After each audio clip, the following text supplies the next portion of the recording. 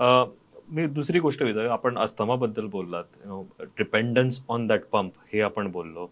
बाकीच्याही काही एलर्जी असतील, एकतर you will have to avoid that completely from your life, किंवा आपल्याला ते माइल्डमध्ये काहीतरी करावं लागेल.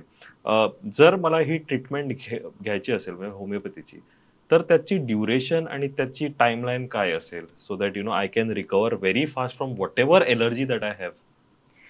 होमिओपॅथीमध्ये आम्ही सध्या एक असं काम करतो, की ज्याच्यामुळं त्या माणसाला टेम्पररी रिलीफसुद्धा मिळावा. हं, म्हणजे तुम्ही त्या आजारामध्ये कायम दबून जाऊन सहनच करत बसा असं नाहीये. हं, तर टेम्पररी रिलीफसुद्धा मिळावा आणि त्याला पूर्ण क्युअरसुद्धा व्हावं. हं.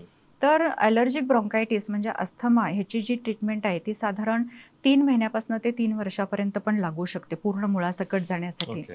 काही लोक अगदी लहान वयात, अगदी कमी प्रमाणात त्रास असताना येतात, त्यांचा आजार लवकर बरा होतो. लवकर. हं, काही लोक त्यांना 50शी नंतर समजतं, की ह्याचं हं, होमिओपॅथीमध्ये निराकरण आहे. तर त्यावेळेला जेव्हा येतात, हं, तेव्हा तुमचे बॉडी डिफेन्सेस पण डाऊन झालेले असतात. हं, तुमची प्रतिकारशक्ती पण डाऊन झालेली असते. ते सगळं सुधारण्यासाठी हं, वेळ लागू शकतो. हं, तर ती प्रत्येक व्यक्तिगणिक म्हणजे व्यक्तिसापेक्ष अशी गोष्ट आहे, की ज्याच्यामध्ये आपण ते त्याच्या एज, हं, त्याचा प्रतिकारशक्ती ह्या बऱ्याचशा गोष्टींवरती सगळ्या गोष्टी अवलंबून असतात. हं, पण आम्ही जे आता सध्या पॅथॉलॉजिकल प्रिस्क्रिप्शनप्रमाणे जी ट्रीटमेंट देतो, इट इज व्हेरी क्विक, हं, इट इज व्हेरी ड्युरेबल आणि ती लाँग लास्टिंग असते, क्युअर होते, हं, कंप्लीट क्युअर होते, टेम्पररी रिकव्हरीसुद्धा असते हं, आणि त्याच्यामुळं पेशंटची लाईफ जे आहे हं, म्हणजे जी जीवनशैली आहे ती पूर्ण सुधारून जाते. हं. त्याच्यामध्ये साइड इफेक्ट होत नाहीत ओके. आणि मला स्टिरॉइडसारखी डिपेंडन्सी पण येत नाही. डिपेंडन्सी पण नाही होत.